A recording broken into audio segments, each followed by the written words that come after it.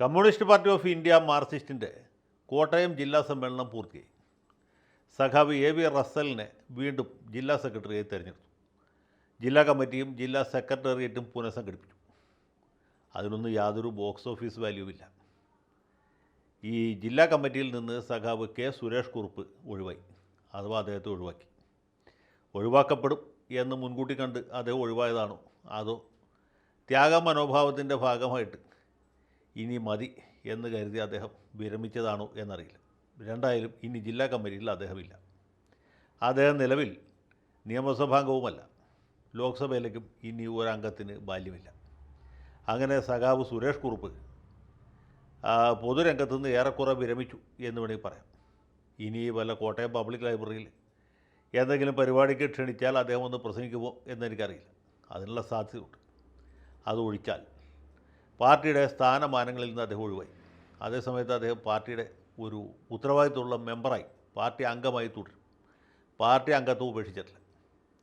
ഈ CPM നിന്ന് വിരമിക്കാൻ ഒരു പ്രായമുണ്ട്, 75 വയസ്സോ മറ്റോ. ആ പ്രായമായി എന്ന് പറഞ്ഞാൽ തോമസ് ഐസക്കിന് അല്ലെങ്കിൽ ജി സുധാകരനെ പോലുള്ള ആളുകളെയൊക്കെ ഒഴിവാക്കി. ഇദ്ദേഹത്തിന് ആ പ്രായമായിട്ടില്ല, അവരെക്കാളൊക്കെ വളരെ ജൂനിയറാണ്. എന്നാൽ പോലും ആ കുറുപ്പിന് മതിയായി, അഥവാ കുറുപ്പിനെ മതിയായി. രണ്ടായാലും വലിയ വ്യത്യാസമില്ല, കുറുപ്പില്ല. സുരേഷ് കുറുപ്പിനെ സംബന്ധിച്ച് പറഞ്ഞാൽ ഇത് കാണുന്ന എല്ലാവർക്കും അദ്ദേഹത്തെ അറിയാമായിരിക്കും. വലിയ രാഷ്ട്രീയ പാരമ്പര്യമുള്ള ഒരു കുടുംബത്തിലാണ് അദ്ദേഹം ജനിച്ചത്. അദ്ദേഹത്തിൻ്റെ അമ്മാവൻ എൻ രാഘവക്കുറുപ്പ് കോട്ടയം മുനിസിപ്പൽ ചെയർമാനായിരുന്നു. ആ തിരുക്കൊച്ചി നിയമസഭയിൽ അംഗമായിരുന്ന ആളാണ്. എറണാകുളത്ത് പിൽക്കാലത്ത് പേര് കേട്ട അഭിഭാഷകനായിരുന്നു. ഇദ്ദേഹത്തിൻ്റെ ജ്യേഷ്ഠ സഹോദരനാണ് KSFൻ്റെ നേതാവായിരുന്ന ഇപ്പോഴത്തെ advocate general K Gopalakrishna Kurup. Suresh Kurup Kottayam CMS കോളേജിൽ പഠിക്കുന്ന സമയത്താണ് വിദ്യാർത്ഥി രാഷ്ട്രീയത്തിൽ വളരെയധികം പേരെടുത്ത് അദ്ദേഹം കേരള സർവകലാശാല യൂണിയൻ്റെ ചെയർമാനായി തിരഞ്ഞെടുക്കപ്പെട്ട ആദ്യത്തെ SFIക്കാരനാണ്. അന്ന് അദ്ദേഹത്തിൻ്റെ കൂടെ ജനറൽ സെക്രട്ടറി ആയിട്ട് പ്രവർത്തിച്ച ആളാണ് പിന്നീട് സുപ്രീം കോടതിയിൽ നിന്ന് വിരമിച്ച ശ്രീ ജസ്റ്റിസ് കുര്യൻ ജോസഫ്. KSUവിനെ തോൽപ്പിച്ച് ഇവരാദ്യമായിട്ട് ജയിക്കുന്നത് 1978 77 കോളേജ് യൂണിയൻ തിരഞ്ഞെടുപ്പാണ്. 78 യൂണിവേഴ്സിറ്റി യൂണിയൻ ഭാരവാഹികളായിട്ട് ഇവർ രണ്ടുപേരും തിരഞ്ഞെടുക്കപ്പെട്ടു. 78 കാലത്ത് കേരള സർവകലാശാല യൂണിയന് വലിയ ഒരു ഗരിമയും പ്രൗഢിയൊക്കെ ഉണ്ടായി. കാരണം അതുവരെ KSUക്കാർ നടത്തിയിരുന്ന പോലത്തെ പരിപാടികളല്ല SFIക്കാർ ആ വർഷം സംഘടിപ്പിച്ചത്. പിന്നീട് സുരേഷ് കുറുപ്പ് കേരളത്തിലെ SFIയുടെ സംസ്ഥാന പ്രസിഡൻ്റായി തിരഞ്ഞെടുക്കപ്പെട്ടു. CP ജോണായിരുന്നു സെക്രട്ടറി എന്നാണ് എൻ്റെ ഓർമ്മ. അങ്ങനെയുള്ള സമയത്താണ് ഇദ്ദേഹം പാർലമെൻറ്റിലൊക്കെ ആദ്യമായിട്ട് മത്സരിച്ചത്. കോൺഗ്രസ്സുകാർ സ്ഥിരമായി ജയിക്കുന്നത്, അല്ലെങ്കിൽ കേരള കോൺഗ്രസിൻ്റെ കോട്ടയായിരുന്ന കോട്ടയത്ത് ഒരു CPM സ്ഥാനാർത്ഥിയായിട്ട് മത്സരിച്ചാൽ എന്ത് സംഭവിക്കും എന്ന് നമുക്ക് ഊഹിക്കാവുന്നതുള്ളൂ. ആ കുറുപ്പിനെ തോൽപ്പിക്കാൻ വേണ്ടി നിർത്തിയതാണ് എന്നുള്ളത് പ്രസിദ്ധമാണ്. പക്ഷേ അദ്ദേഹം ജയിച്ചു. ചെറിയ ഭൂരിപക്ഷത്തിലാണെങ്കിൽ പോലും കേരള കോൺഗ്രസിലെ സ്കറിയ തോമസിനെ തോൽപ്പിച്ച് ഇദ്ദേഹം അട്ടിമറി വിജയം നേടി. ആ തെരഞ്ഞെടുപ്പിൽ MM ലോറൻസിനെ പോലെ ബാലാനന്ദനെ പോലെ ഉള്ള നേതാക്കന്മാരൊക്കെ തോറ്റുപോയി. കേരളത്തിൽ നിന്ന് CPMകാരനായിട്ട് കുറുപ്പ് മാത്രം ഉണ്ടായിരുന്നു. ജനതാ പാർട്ടിയിൽ നിന്ന് തമ്പ തോമസും അതുപോലെ കോൺഗ്രസ് എസിൽ നിന്ന് KP ഉണ്ണികൃഷ്ണൻ, ഇങ്ങനെ 3 പേരാണ് LDFിൽ നിന്ന് ജയിച്ചു. 5000-ൽ പരം വോട്ടിൻ്റെ ഭൂരിപക്ഷത്തിനാണ് ഇദ്ദേഹം ജയിച്ചത്. അടുത്ത തെരഞ്ഞെടുപ്പിൽ തോറ്റുപോയി. കാരണം അതിശക്തനായ രമേശ് ചെന്നിത്തലയെ കോട്ടയത്ത് കൊണ്ടുവന്ന് മത്സരിപ്പിച്ചു. വലിയ മത്സരമായിരുന്നു. പിന്നത്തെ തവണ അദ്ദേഹത്തിന് മാവേലിക്കരയിലാണ് സീറ്റ് കൊടുത്തത്. അവിടെ PJ കുര്യനോട് തോറ്റുപോയി.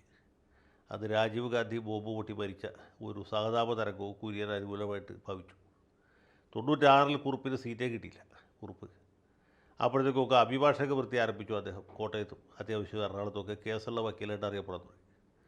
അങ്ങനെ കേസ് നടത്തി റേഷൻ മേടിക്കുന്നത് പാർട്ടി രീതി അല്ലാത്തതുകൊണ്ട്, അങ്ങനെ ഒരാൾ ചെയ്യുന്നത് പാർട്ടിക്കാർക്ക് ഇഷ്ടമല്ലാത്തതുകൊണ്ട് 98-ൽ വീണ്ടും കുറുപ്പിനെ കോട്ടയത്ത് പരീക്ഷിച്ചു. രമേശ് ചെന്നിത്തല ശക്തനായി നിൽക്കുകയാണ്. അദ്ദേഹം 3 തവണ അവിടെ നിന്ന് ജയിച്ചു. രമേശിൻ്റെ 4ാം അംഗമാണ്. വീണ്ടും വലിയ മത്സരത്തിൽ ചെറിയ ഭൂരിപക്ഷത്തിൽ കുറുപ്പ് തന്നെ ജയിച്ചു. അത് കോൺഗ്രസ്സിലെ തന്നെ ചില കുരങ്കുത്തികൾ രമേശിനിട്ട് പണിഞ്ഞു എന്നുകൊണ്ട് ചരിത്രം.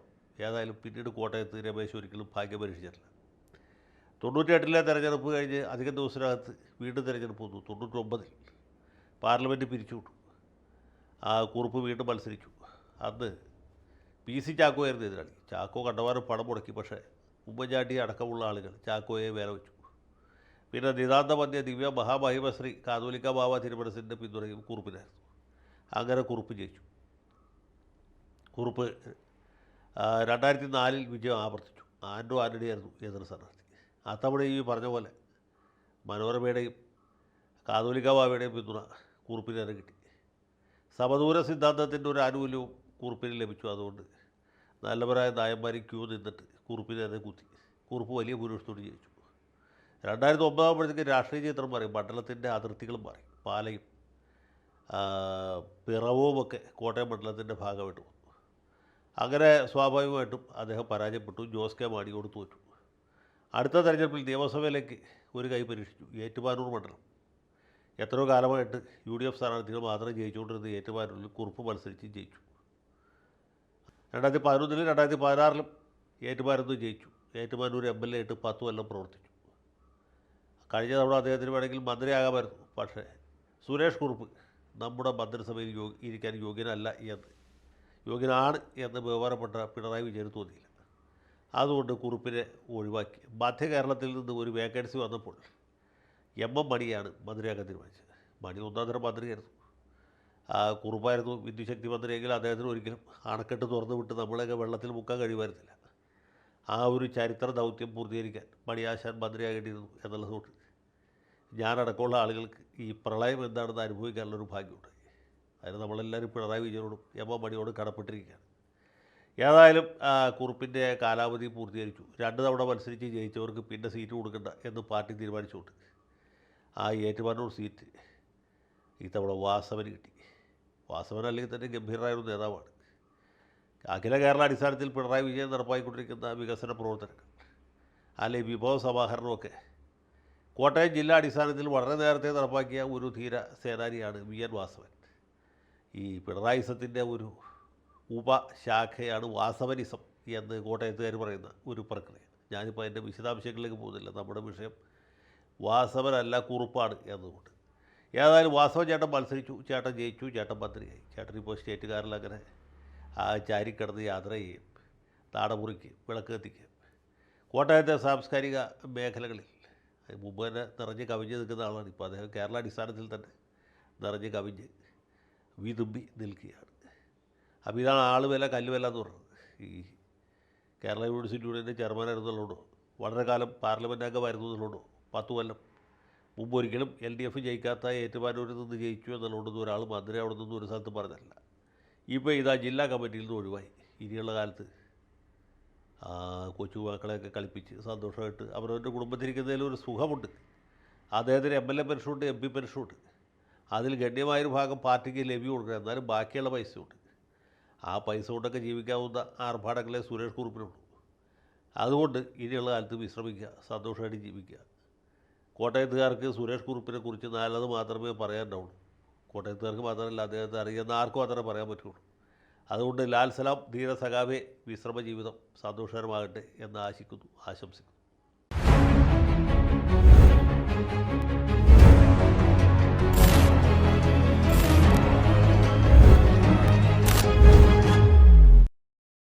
കൂടുതൽ വാർത്തകളും വിശേഷങ്ങളും നിങ്ങളിലേക്ക് എത്താൻ ABC മലയാളം സബ്സ്ക്രൈബ് ചെയ്യുക, ബെൽ ബട്ടണും അമർത്തുക.